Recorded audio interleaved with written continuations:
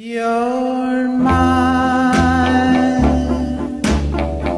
and we belong together. Yes, we belong together for eternity.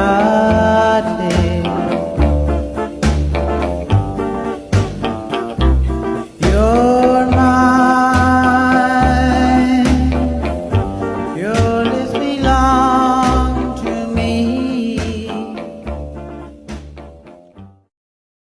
Halo semuanya. Halo. Sekarang jam 10 pagi kita mau berangkat ke Museum Bank Indonesia. Izin teman-teman.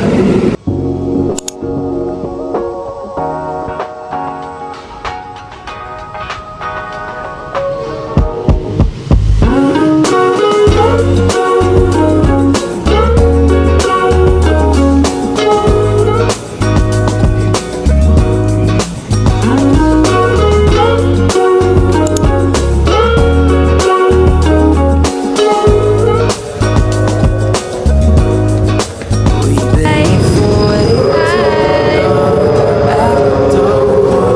Oke, bye-bye.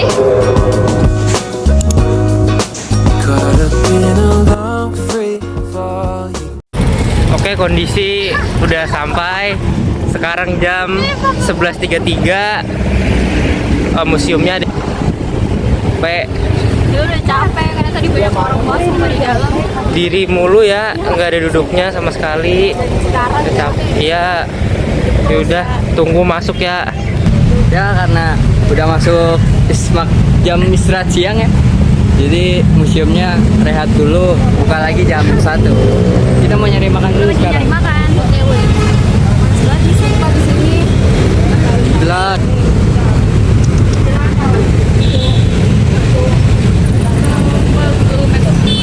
Jadi kita nunggu tadi. Kita nyasarnya ke kota tua. Oke. Nih. Nah, ini dia. Tuh, di sini kita lagi nyari makan, guys. Tapi kita nggak tahu mau makan apa. Oke, update. Ini udah jam 12:16. Makanan kita baru datang. Kita makan di kafe sih. Apaan sih?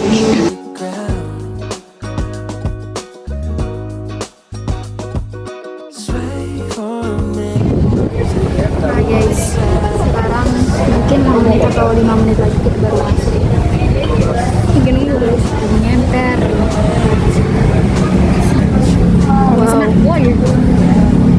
Wow, ramai banget, bocil-bocil. Sebelum kita masuk ke dalam museum, kita bisa membeli tiket seharga 5.000.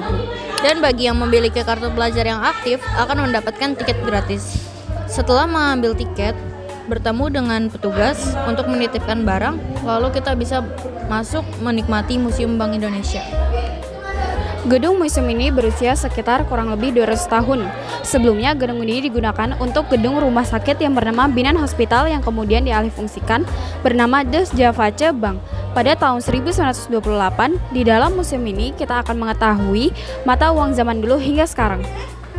Nah, di sini juga ada tempat yang tertutup jeruji besi. Dahulunya tempat teller untuk melayani nasabah pada zaman dahulu. Sistem keamanan yang masih sederhana, jadi dalam keamanan dalam bertransaksi setiap satu nasabah yang masuk teller akan mengunci ini selama dilakukannya transaksi seperti penyimpanan rempah atau emas. Di ruangan pertama, kita akan memasuki LCD besar yang menginformasikan koin-koin pada zaman dahulu.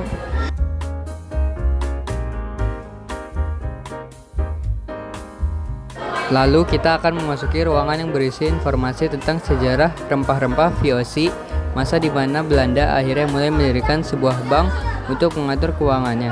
Gubernur Jenderal Van de Bosch memutuskan untuk mulai membangun Batavia Scheveningen berdiri 20 Agustus 1746.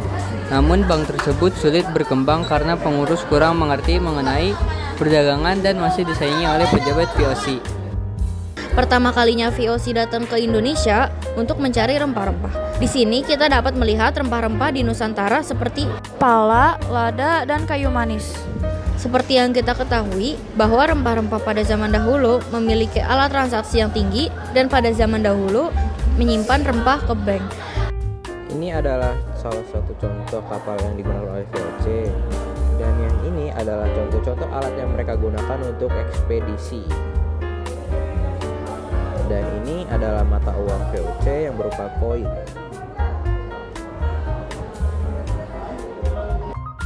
Ekspedisi rempah-rempah Nusantara memiliki sejarah yang cukup panjang dengan pemimpin yang berbeda-beda. Di sini juga ada foto tokoh dan informasi yang singkat mengenai pemimpin perdagangan rempah dahulu. Lalu pada 1 September 1752, Gubernur Jenderal Mosellan melanjutkan pembangunan Bank Van Liening sehingga menjadi Bank Koran dan Bank Van Liening. Kemudian Bank Indonesia melewati dari masa ke masa. Yang pertama adalah masa Hindia Belanda. Pada tahun 1800, Kerajaan Belanda mengambil alih Hindia Belanda dari VOC. Jenderal Van der Bosch menetapkan sistem tanam paksa yang mengisi uang kas.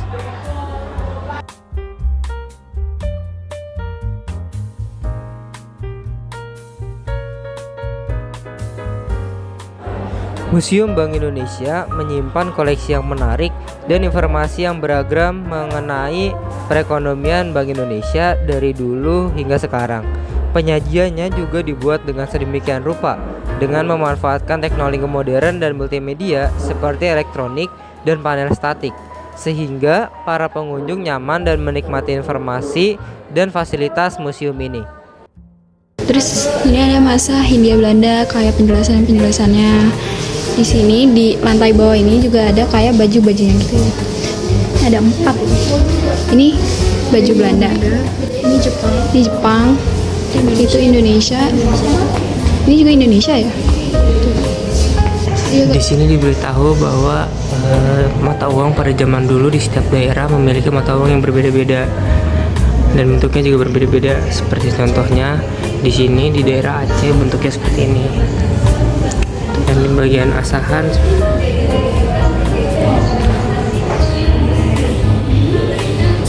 nah, jadi ini adalah mesin cetak tertua yang pertama yang ada di Indonesia.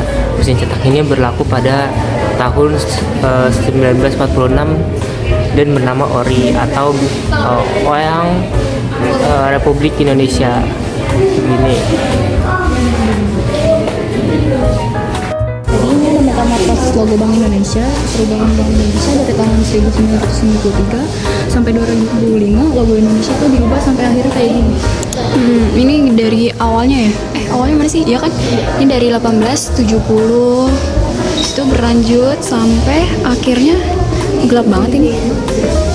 Di 2005. 2000 dong. Betul. Oke, lanjut. Javace Bank atau nama Indonesia itu ada Bank Jawa. Kalau kalian misalnya ini dibuat di Indonesia pada tahun 1924 pemerintah Senegal membentuk Netherlands. Ini apa ya? Pokoknya singkatannya NHM untuk menangani ekspor hasil bumi dari Hindia Belanda setelah pesatnya usaha perkebunan dalam dan pertambangan. Para pengusaha Belanda memerlukan bank untuk membantu pengembangan usaha mereka. Di situ pada tahun 1828 Raja William pertama mengeluarkan oktroi yang mendasari pendirian The Javace Bank sebagai bank sirkulasi dan fasilitator perdagangan di Hindia Belanda. Oke. Periode 5 di museum ini menjelaskan kerusuhan Mei tahun 1998 yang dijelaskan sebagai krisis besar yang membuat nilai rupiah jatuh sangat tajam hingga 16 bank ditutup. Yang pertama, rupiah jatuh. Nilai tukar rupiah terhadap dolar AS anjlok dari sekitar harga Rp2.000 menjadi lebih dari Rp16.000 per dolar. Ini menyebabkan harga-harga naik, inflasi, dan orang-orang kesulitan membeli kebutuhan pokok. Yang kedua, penyebab krisis. Krisis ini dimulai dari masalah ekonomi di Asia, lalu diperparah oleh korupsi utang luar negeri yang besar dan perbankan yang lemah di Indonesia. Kerusuhan dan ketidakstabilan politik juga membuat situasi semakin buruk. Dampak besar jatuhnya rupiah ini menyebabkan banyak orang kehilangan pekerjaan, kemiskinan meningkat, dan terjadi kerusuhan di berbagai daerah. Museum ini menjelaskan bagaimana krisis ekonomi menyebabkan perubahan besar di Indonesia. Dan di sini dijelaskan harga rupiah yang anjlok dari Rp2.000 per dolar sampai Rp16.000 per dolarnya. Dan juga ini merupakan tempat kejadian kerusuhan pada Mei 1998. Pada periode 6, pada tahun 1999, Bank Indonesia diberikan kebebasan untuk membuat keputusan sendiri dalam kebijakan moneter, tanpa campur tangan pemerintah. Tujuannya agar Bank Indonesia bisa lebih fokus menjaga nilai tukar rupiah dan mengendalikan inflasi. Pengawasan bank lebih ketat. Bank Indonesia memperkuat pengawasan terhadap bank-bank di Indonesia untuk mencegah masalah keuangan seperti yang terjadi saat krisis. Sistem pembayaran modern. Bank Indonesia juga memperbarui sistem pembayaran agar transaksi keuangan di Indonesia bisa berjalan lebih cepat, aman, dan efisien.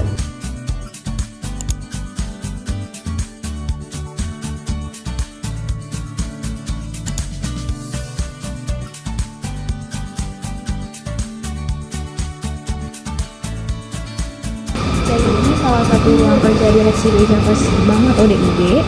Ini ruangannya.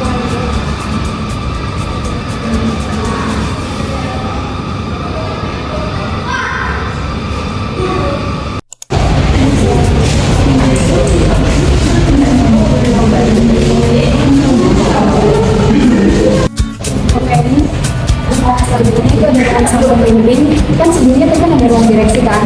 Ini yang ruangan pemimpinnya.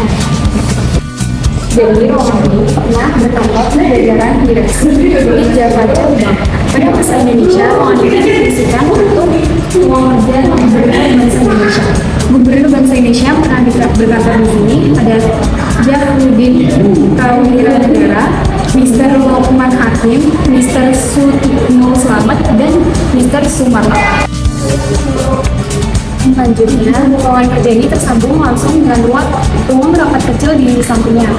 Selain itu, untuk rapat berkala, ruangan rapat ini digunakan oleh para direksi untuk menyusun laporan mingguan bank.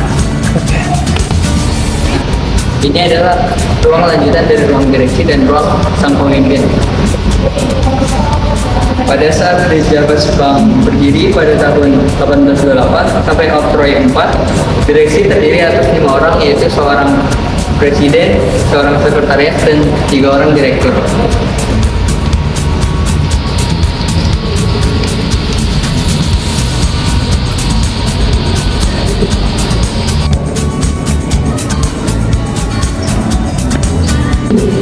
Jadi ruangan tempat kita berada saat ini awalnya merupakan bagian dari bidan hospital ketika ruangan ini digunakan oleh DIB pada tahun 1828. Ruangan ini difungsikan sebagai tempat ruang rapat direksi atau ruang yang masih sederhana tersebut kemudian mengalami sangat banyak perbaruan sampai saat ini. Nah, jadi di ruangan ini menggunakan keramik hijau, dikatakan keramik hijau itu diduga dapat tampil menunjukkan mengalirkan energi positif dalam berbagai pengambilan keputusan.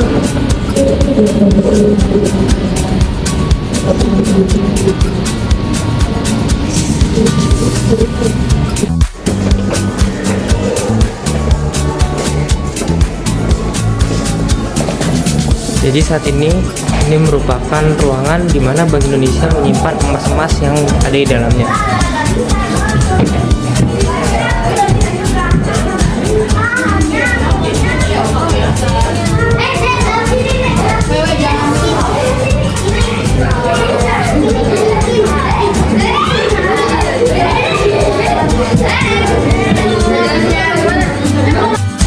Jadi kita mau masuk ruangan mata uang di setiap era. Di sini ada tulisannya kalau nomor 1 itu uang era kerajaan di Nusantara. Kayak gini.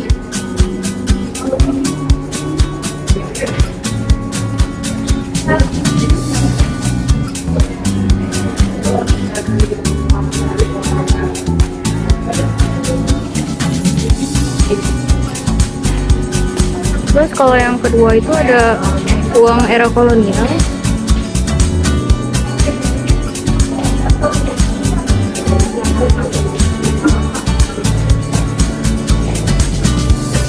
Oh, kalau yang pertama itu masih belum mengenal uang kertas, masih pakai koin. Kalau yang udah era kolonial ini udah mengenal uang kertas di sini.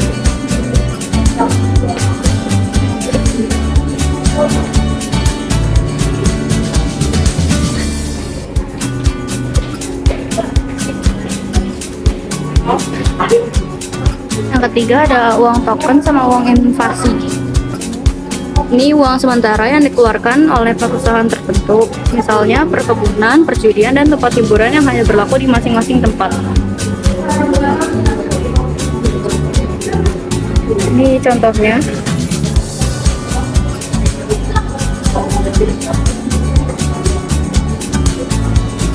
Ini ada yang keempat, uang awal kemerdekaan Republik Indonesia. Ini contoh uang. 5 uang pemerintah dan Bank Indonesia. Nih. Ada contoh-contohnya.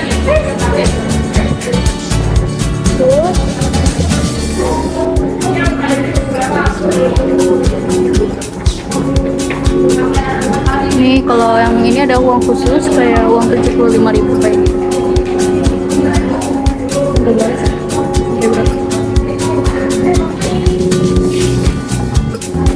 Ini juga uang yang sekarang. Oke.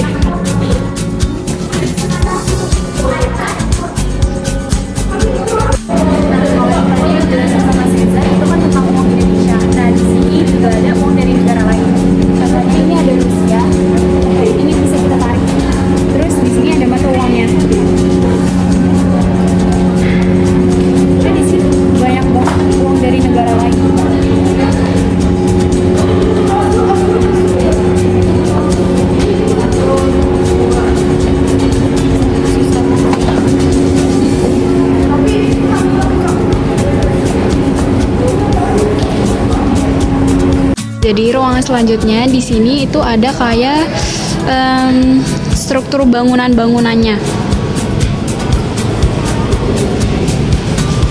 Contohnya kayak gini. Itu kapital. Ini tuh biasanya yang nih, ini kayak terdapat motif hiasan bunga marigold dalam bentuk ceplok bunga. Ini tuh yang biasanya yang ada di tiang-tiangnya gitu loh. Kayak di pilar-pilarnya. Nih, ini contohnya tuh. Di sini juga ada miniatur dari Museum Bank Indonesianya.